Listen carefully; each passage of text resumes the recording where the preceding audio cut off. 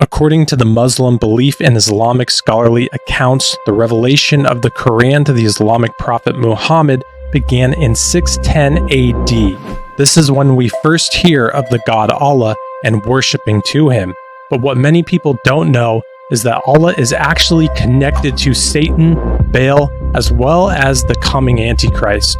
And by the end of this video, I believe you'll see that Allah is not only associated with them, but actually is them. We'll start off with Allah's connection to Satan. In Islam, it is said that Allah has 99 names. Actually, when looking into it, he has over 99 different references. But the Quran actually describes that the characteristics of Allah are actually the same characteristics that Satan has. In Quran 3:54, it says, "And the unbelievers deceived, but Allah deceived as well, for Allah is the best deceiver." Revelation 12:9, written 600 years before that verse in the Quran.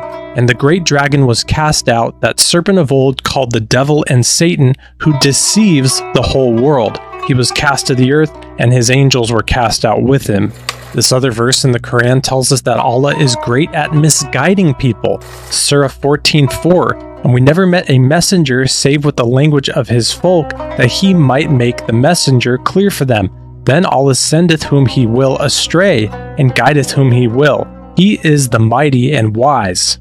Here's what the Bible has to say about an entity that is good at misguiding people. 2 Corinthians 11:14-15, "And no wonder, for Satan himself disguises himself as an angel of light. So it is no surprise if his servants also disguise themselves as servants of righteousness. Their end will correspond to their deeds."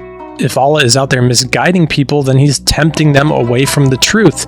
James 1:13 tells us, "Let no one say when he is tempted, I am tempted by God. For God cannot be tempted by evil, nor does he himself tempt anyone."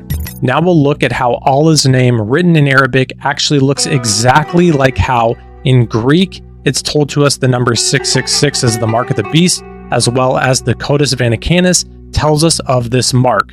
After we look at this, we will look at the absolute proof that the worship at Kaaba in Mecca, the most holiest site for Muslims, is actually tied and was founded upon the worship of Baal and false gods, and how that's actually the exact worship that continues on to this very day.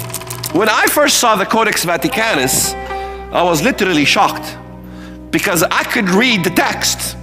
It was Arabic. And as I look at it, it had these, what thought these symbols. This